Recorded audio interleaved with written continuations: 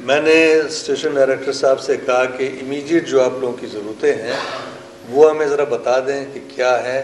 ہمارا national heritage fund ہے، ایک national fund for cultural heritage ہے.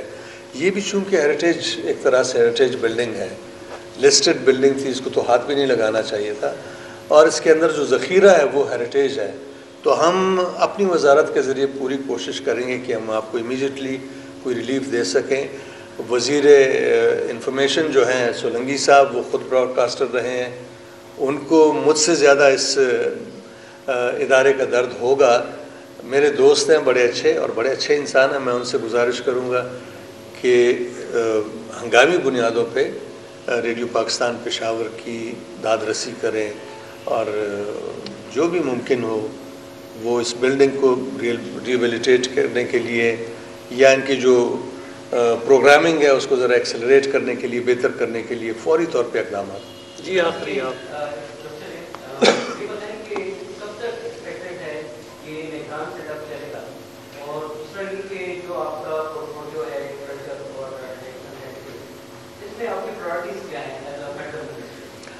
جہاں تک سیٹ اپ کے ڈیوریشن کا تعلق ہے، میری تو دعا یہ ہے کہ الیکشن کمیشن جلد سے جلد اعلان کرے انتخابات کا، اس لیے کہ انتخابات کے بعد ہی کوئی لیجیٹمیٹ گورنمنٹ آئے گی.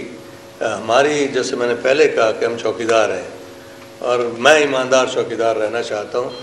میں چونکہ آرٹسٹ ہوں، میرا تعلق اسی فیلڈ سے ہے. اس فیلڈ ہمارا جو کلچرل ہیریٹیج ہے، کلچر کہہ لیں یا ثقافت کہہ لیں یا آرٹ کہہ لیں، اس میں جو اہم ترین اس کا جو رخ ہے، جو خصوصیت ہے، وہ یہ ہے کہ یہ فرد کو اپنی گرد و پیش کے ساتھ ایک بہت ہی انٹیمیٹ رشتے میں جوڑ سکتے ہیں. اور وہ رشتہ ایسے ہوتا ہے کہ ایک طرف وہ تنقیدی ہوتا ہے، دوسری طرف تخلیقی ہوتا ہے، جس کی وجہ سے آپ انفارم ہوتے جاتے ہیں، آگاہ ہوتے جاتے ہیں. اور آگاہی آپ کو یہ بھی بتاتی ہے کہ آپ جس خطہ زمین پہ رہ رہے ہیں، اس خطہ زمین کی تاریخ کیا ہے، ہیریٹیج کی عمر کیا ہے. ہمارے ہیریٹیج کی عمر کم از کم 9,500 سال ہے اگر ہم مہر گڑھ سے شروع کریں. اور اس میں اتنی ڈائیورسٹی ہے، اتنا تنوع ہے، اتنی زبانیں ہیں، اور ہر زبان کے ساتھ ایک انڈیجنس کلچرل نیریٹو اٹیچڈ ہے جو وزڈم کا خزانہ ہے.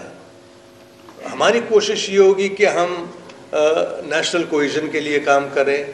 ہمارے بچے جو ہیں وہ اپنی اصناف سے بالکل بے بہر ہیں، ان کو کچھ بھی نہیں پتہ. انگریزی کے ہر رائم ان کو یاد ہے، ہر پیرابل یاد ہے، ہر ایڈیم یاد ہے، اپنی زبانوں کا کچھ بھی یاد نہیں ہے.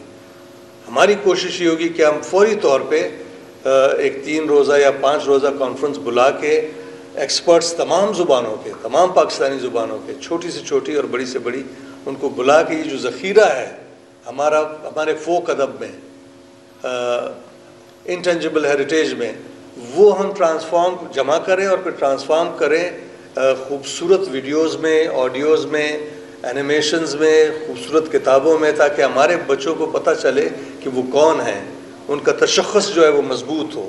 جب تشخص مضبوط ہوگا، اور یہ انٹیمیٹ انفارمیشن کی جب میں نے بات کی، آگاہ ہوں گے، آگاہی آپ کو بہادر بنا دیتی ہے، آپ کو کنجوسی سے دور کر کے آپ کو سخی بنا دیتی ہے.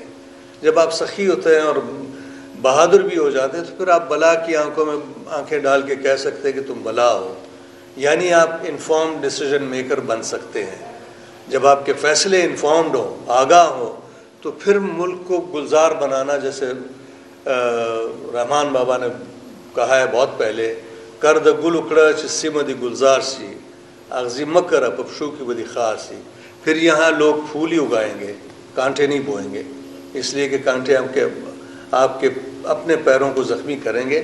انفارچونیٹلی خود غرض سیاستدانوں نے یا خود غرض ڈیسیژن میکرز نے یہاں کانٹوں کی فصل تواتر سے یہ کرتے رہے اور بڑی آبیاری کرتے رہے. تو ہمیں ان کانٹوں کو اکٹھا کر کے کسی انگیٹھی میں ڈالنا ہوگا اور پھولوں کو پھیلانا ہوگا.